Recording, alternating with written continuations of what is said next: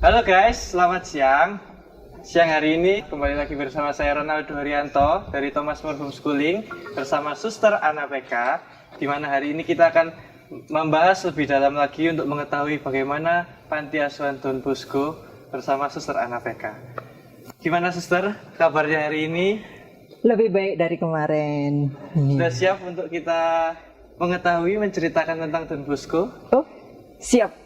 Iya. Nah, ini yang pertama nih ya, Suster. Aku ingin tahu, gimana sih sejarahnya Panti Asuhan Don Bosco Surabaya ini, Suster? Iya. Panti Asuhan Don Bosco ini didirikan tahun 1931. Cukup lama, Ya. Suster.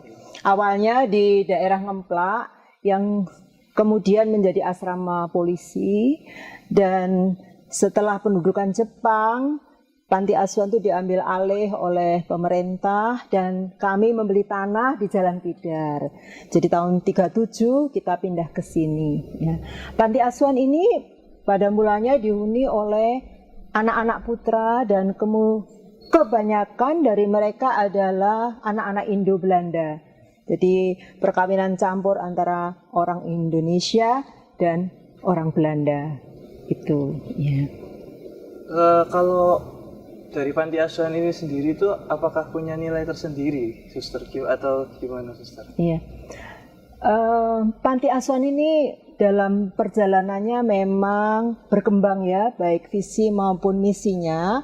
Awalnya kita memang menerima khususnya anak-anak yatim piatu, anak-anak korban perang ya.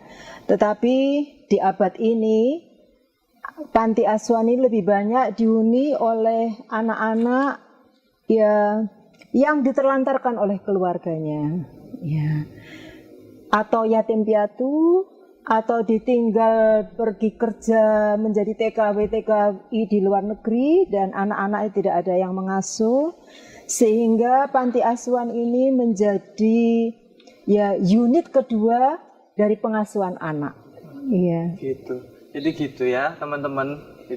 Tapi kalau boleh tahu ya, Suster, kalau dari Suster atau mungkin pendahulu yang dulu, mungkin ada spirit atau apa yang selalu ditanamkan ke anak-anak nggak ya, Suster ya? Iya, di sini kita punya beberapa butir misi ya, misi dari Panti Asuhan. Yang jelas kami akan menanamkan kehidupan yang dipenuhi dengan cinta kasih. Ya. Dan itu yang paling dibutuhkan oleh anak-anak, cinta. Ya. Tetapi cinta ini juga harus diwartakan kepada sesama. Jadi kami mencintai anak-anak, anak-anak mencintai sesama temannya, dan belakangan ini karena isu global, kami juga mengajak anak-anak untuk mencintai alam. Ya, mengingatkan kepada mereka bahwa dunia ini, bumi ini dihuni oleh 3 makhluk. Manusia, hewan, dan tumbuhan. Nah, khususnya di panti ini, belakangan ini kita gencar sekali ambil bagian dalam isu global, yaitu penyelamatan lingkungan. Tujuannya satu, ya, agar kita bisa mewariskan dunia yang lebih baik kepada generasi yang akan datang. Ya, jadi teman-teman, jadi dari Suster yang bilang tadi, kita sebaiknya itu bersyukur karena kita masih memiliki orang tua yang lengkap ya, benar ya Suster ya. Masih lebih beruntung mungkin daripada yang di sini. Tapi kita tetap juga menjadi manusia yang harus bisa selaras dengan makhluk hidup yang lain gitu ya, Suster ya. Kalau di sini Suster, untuk kondisi sekarang ini berapa anak Suster ya kalau yang dirawat di sini, kalau boleh tahu? Saat ini kalau pagi sampai siang itu 85. Itu dari umur berapa sampai berapa? Dari umur 6 bulan sampai 16 tahun. Dari 6 bulan. Iya, kalau pagi sampai siang 85. Tapi kalau sore menjadi 70. Sore sampai malam. Mengapa? Karena pagi itu ada sekitar 15 anak karyawan yang tinggal di sini dan belajar online. Ya, karena di Panti Asuhan ini ada wifi, jadi kita memberi fasilitas kepada anak karyawan untuk sekolah online di panti kami. Ya, Sesudah makan siang, sore hari setelah mereka selesai sekolah mereka pulang dan tinggal anak-anak panti. Ya. Jadi kalau anak pantinya sendiri total 70 anak, usia 6 bulan sampai 16 tahun. Kalau dari latar belakang anak-anak di sini seperti apa ya mungkin ya suster ya? Ya umumnya mereka dari keluarga yang kurang mampu, ya. Jadi panti asuhan ini harus menjadi alternatif pengasuhan anak. Ya. Kalau masih ada tantenya yang bisa mengasuh, serahkan tantenya. Ada neneknya yang bisa mengasuh meskipun nggak ada orang tua, serahkan neneknya. Baru kalau tidak ada yang mengasuh lagi, panti asuhan lah tempatnya. Jadi bila benar-benar terpaksa ya teman-teman ya, jadi benar ya suster ya? Iya. Ya, kalau saya pengen tanya sih suster ya, di Don Bosco ini pembiayaannya bagaimana? Apakah ada donatur atau sumbangan atau apakah benar-benar mandiri suster? Gimana suster? Panti asuhan ini memang bisa berjalan dengan baik karena dukungan banyak orang, ya, terutama memang dari para donatur, dermawan, dan para alumni.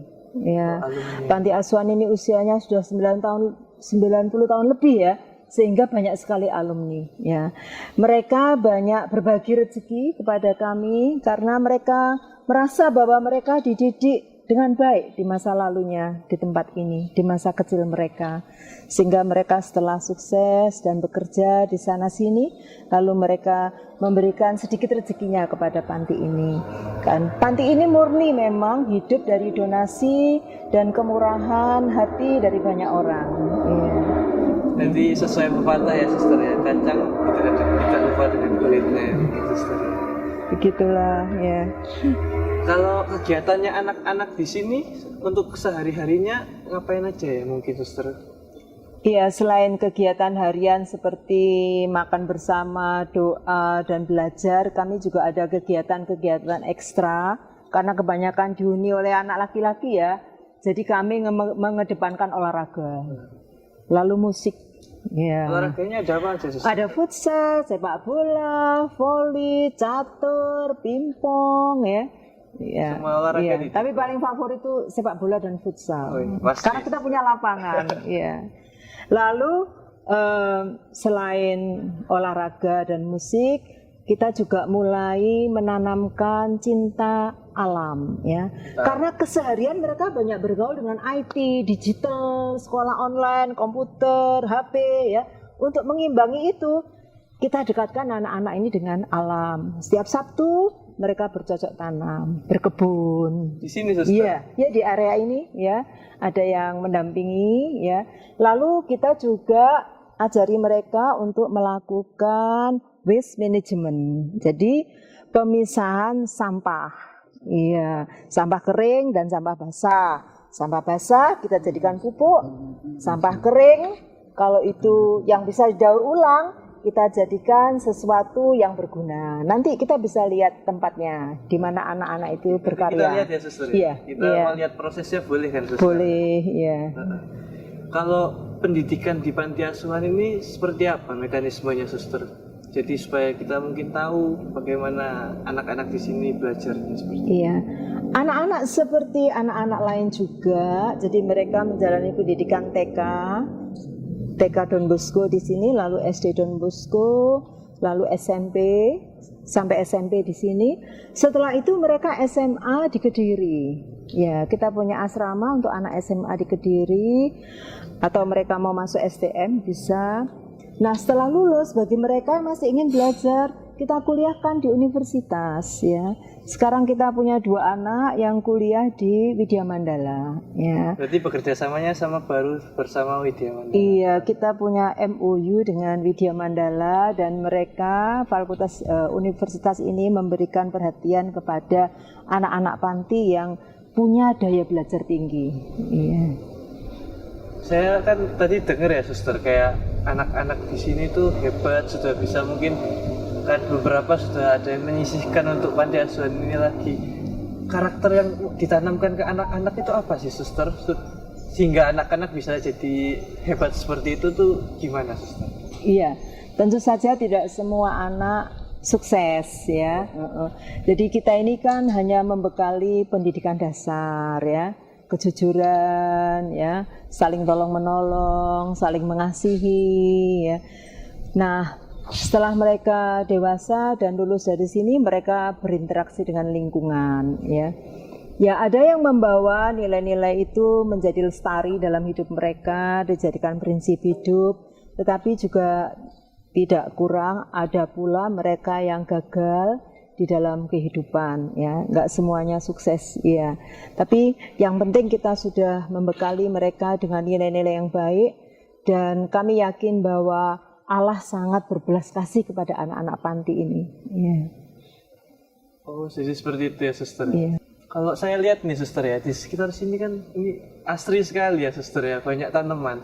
Apakah ini bagian dari pendidikan yang diberikan Suster kepada anak-anak, atau memang Suster suka tanaman, atau gimana, Suster? Oh ya, iya sebetulnya kita ini ingin ikut ambil bagian dalam keprihatinan internasional, ya, yaitu penyelamatan lingkungan. Ya. Maka kami sebagai warga dunia dan juga warga kota Surabaya, di mana wali kota kita juga sangat memberi perhatian terhadap penyelamatan lingkungan, dan sebagai warga yang baik kita tentu ingin berpartisipasi di dalam melakukan kegiatan penyelamatan lingkungan di kota Surabaya. Maka kita bersama-sama anak-anak, karyawan dan para suster, gimana ya kita hijaukan Don Bosco ini gitu ya, kita tanam setiap sudut yang belum ada tanamannya ya kita tanami, bagaimana membuat area ini hijau. Karena area yang hijau sebetulnya tidak hanya menyumbang oksigen yang baik untuk kesehatan kita gitu, tetapi juga menjadi tempat tinggal yang nyaman untuk dihuni ya. Udara menjadi tidak terlalu panas, polusi juga bisa ditekan ya. Apalagi nanti kalau keliling panti akan dilihat banyak tanaman yang namanya sirih gading. Oh, sirih gading. Ya. Itu kalau boleh tahu filosofinya apa? Iya, ada filosofinya, betul itu ya. Jadi kita tanam di lorong-lorong itu banyak sirih gading. Karena saya pernah membaca di sebuah buku yang bercerita tentang Keraton Yogyakarta, di mana di Keraton Jogja itu ada Taman Sari. Taman Sari adalah tempat putri-putri keraton mandi. Nah, di Taman Sari itu pinggir-pinggirnya itu penuh dengan tanaman sirih gading. Ya. Ternyata dikatakan oleh penulis buku itu bahwa ketika putri-putri itu mandi, mereka tidak hanya membersihkan tubuh mereka, tetapi juga batin mereka, gitu. Jadi jiwanya dibersihkan. Iya, karena sirih gading itu juga tanaman yang polutan bisa juga menekan emosi, menekan polusi, tetapi juga bisa memberikan ketenangan hati, ya, lewat hijau daunnya dan juga junteanya itu. Nanti kita lihat itu indah sekali. Indah sekali iya. Ya, Suster, ya. Suster emang suka untuk belajar tentang tanaman atau? Itu kan dulu ya, tahun 2008 itu saya pernah studi mengenai lingkungan hidup di Irlandia, itu di Wicklow, kota kecil di selatan Irlandia. Nah, ketika saya selesai belajar lingkungan hidup, guru saya yang mengajar itu mengatakan begini, dia seorang Romo yang ahli lingkungan hidup. Kamu ya, kalau nanti pulang ke negaramu, dimanapun kamu tinggal, ya, hiduplah dengan makhluk lain secara harmoni. Berbagilah energi dengan mereka, ya. Entah itu binatang, entah itu tumbuh-tumbuhan, gitu. Kalau Anda suka tumbuhan, tanamlah tumbuhan. Kalau Anda suka binatang, peliharalah dan sayangi mereka. Nah, kebetulan saya suka tanaman. Jadi saya menanam banyak tanaman dan ya memang kita berbagi udara, ya, dengan makhluk hidup lain, yaitu tumbuh-tumbuhan. Suster, untuk membangun semua ini seasri ini tuh berapa lama waktu yang dibutuhkan, Suster? Sebetulnya iya. Mungkin cukup lama ya. Iya. Panti Asuhan ini areanya 2,2 hektar ya. Ketika saya mulai bertugas di sini 2 tahun yang lalu, sudah banyak pohon-pohon yang tinggi itu, sudah cukup banyak gitu. Hanya memang lalu eh, membutuhkan tanaman-tanaman lain yang tanaman-tanaman perdu, tanaman-tanaman hias yang bisa memberikan suasana lebih dingin ya, lebih nyaman semacam itu ya. Kita menambah sana sini terutama tanaman yang bisa meredam polusi. Iya. Ini ya. juga suster. Iya, Ini seperti tanaman- ini lidah mertua namanya. Sama filosofinya seperti sirih gading atau Lidah mertua ini yang saya tahu dia bisa meredam emosi, meredam polusi. polusi, Iya, jadi lebih dingin gitu ya. Iya, iya, lebih bersih, membuat udara sekitar lebih bersih. Oh, lebih Iya, sejuk. lebih sejuk, iya. Iya, suster. Kan kita habis ini mau muter-muter suster di Iya. sini ya, suster ya. Saya dengar nih, saya pengen tanya sih suster satu lagi yang saya penasaran. Katanya suster ini ingin merubah image panti yang dari dulunya itu dari dulu hanya menerima bantuan, ingin menjadi seperti apa suster mungkin kalau boleh Iya, tahu? iya. Iya, saya punya cita-cita yang sedikit demi sedikit ingin saya wujudkan, yaitu mengubah gambaran orang tentang panti asuhan. Panti asuhan tidak hanya tempat untuk berkunjung dan beramal, ya. Tetapi panti asuhan juga bisa menjadi tempat untuk belajar dan memberi inspirasi kepada mereka yang datang. Yaitu caranya dengan mengajak anak-anak panti ini melakukan sesuatu yang berguna, bermanfaat, dan sedikit berbeda. Iya. Nah, di sini kami sangat giat untuk melakukan penyelamatan lingkungan dengan memilah-milah sampah dan menjadikan Iya suster, kan suster sudah sedemikian rupa memimpin di panti ini. Mungkin kalau suster ada pesan untuk anak-anak dari Thomas More Homeschooling, mungkin suster bisa disampaikan gitu. Iya. Pesan-pesannya untuk anak. Iya. Saya kira kita harus mulai memikirkan untuk membuat bumi ini menjadi lebih baik. Ya. Caranya ialah dengan berkontribusi, dengan menyumbangkan sesuatu. Nah, apa yang kita sumbangkan? Ya, yang kita sumbangkan ialah janganlah memiliki gaya hidup yang merusak lingkungan. Ya, makan kemasan-kemasan plastik, makanan yang dikemas dengan bungkusan plastik, apalagi kalau plastik itu kan kita tahu nggak bisa hancur. Dibuang di laut membuat ikan mati, dibuang di sungai membuat polusi dan banjir. Ya. Jadi buatlah, kontribusikan sebuah gaya hidup yang tidak merusak lingkungan. Kalau kita mau melakukan sesuatu, yang saya lakukan ini kira-kira nanti dampaknya untuk lingkungan apa ya? Nah, gitu. Kalau dampaknya merugikan, jangan lakukan. Ya, karena itu kita berarti merusak lingkungan. Iya. Lalu yang kedua, hiduplah dengan berani berkata cukup. Ya. Anak-anak suka mainan, ya. Nggak usah mainan itu sampai berlebih-lebih, ya. Lalu nanti dibuang jadi sampah. Iya, gitu. Jadi kita juga harus solider. Kalau cukup dengan mainan yang satu, mainan yang lainnya diberikan kepada anak lain yang nggak punya mainan. Nah, seperti itu. Ini lebih berbagi juga ya suster. Iya, ya. Jadi nilai solidaritas. Ya, saya kira itu saja yang penting. Ya, jadi buatlah sebuah gaya hidup yang tidak merusak lingkungan. Dan yang kedua, solider. Jangan hidup serakah. Iya. Jadi gitu teman-teman. Oke teman-teman, jadi kita sudah tahu nih tentang Panti Asuhan Don Bosco dan filosofi maupun lingkungan hidup yang di sini. Jadi kalau mau tahu keseruan selanjutnya, yuk kita ikut. Habis itu kita mau jalan-jalan keliling panti. Jadi sesi ini sampai di sini. Saya Ronaldo pamit undur diri bersama Suster Ana PK. Terima kasih. Bye.